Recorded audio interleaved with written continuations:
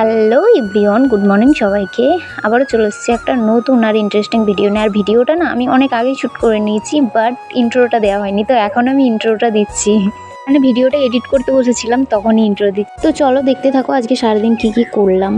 তো সকাল সকাল এখানে উনুনে রান্নাটা বসিয়ে দিয়েছি, আর আজকে উনুনে রান্না করবো। আর মা এদিকে দিয়েছিল, বাবা আড়ত দিয়ে আমুদি মাছ এনেছিল, তো কটা দিয়েছিল সেগুলোই এখন কেটে নেবো। রান্নাটা বসিয়ে দিয়েছি আগে, তারপর মাছ কাটতে বসে।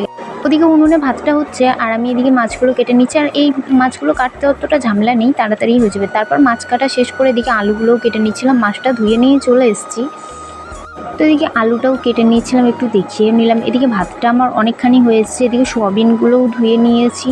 আজকে করবো বেগুন ভাজা, সোয়াবিনের তরকারি আর মাছটার ঝাল করব। এদিকে মশলাটাও করে নিয়েছি, মানে ভাতটা যতক্ষণে হয়েছে ততক্ষণে আমি আমার রান্নার জন্য মানে তরকারি করার জন্য সব কিছু গুছিয়ে নিয়েছি। আর আজকে পাতা দিয়ে রান্না করছিলাম। তারপর এদিকে দেখো মাছটা প্রথমে রান্না করব, তো মাছগুলো প্রথমে ভেজে নিলাম। তারপর এই যে মাছের ঝোলটা বসিয়ে দিয়েছি, আর জলটা একটু বেশিই দিয়েছি, কারণ আমার না আদা রসুনের কেমন জানি একটা গন্ধ লাগে, তাই খেতে পারি না।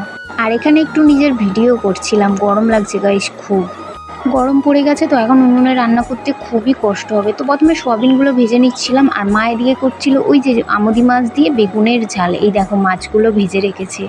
আমার বেগুন দিয়ে খেতে ভালো লাগে, কিন্তু রুহির পাপা খায় না, তাই আমি শুধুই রান্না করেছি, বেগুন দিইনি। তারপর এদিকে তোমাদের সাথে কথা বলতে বলতে সোয়াবিনের তরকারিটাও হয়ে গিয়েছিলো। আর কটা পেঁয়াজের বড়া ভাজবো বলে পেঁয়াজও কেটে রেখেছি। আর এত বাসন হয়েছে গাইস, তো তরকারিটা ঘরের মধ্যে রেখে আসে। সারা সকাল বাদ এই 11টার সময় এই একটু রোদ উঠেছে। এদিকে দেখি এরা খেতেও বসে গেছে। তারপর রান্নাবান্না তো শেষ, এবার উনুনের পিঠটা একটু গুছিয়ে নিতে হবে, তো একে একে সব কিছু গুছিয়ে রাখছিলাম। এই হচ্ছে উনুনে রান্না করার জ্বালা। গ্যাসে রান্না করলে এত কিন্তু বিছাতেও হয় না, গোছাতেও হয় না।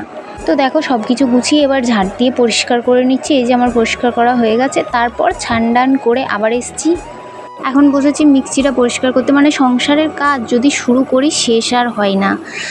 তো আজকের ভিডিওটা এই পর্যন্তই, দেখে অবশ্যই জানিও কেমন হয়েছে। আর দেখা হচ্ছে নেক্সট ভিডিওতে।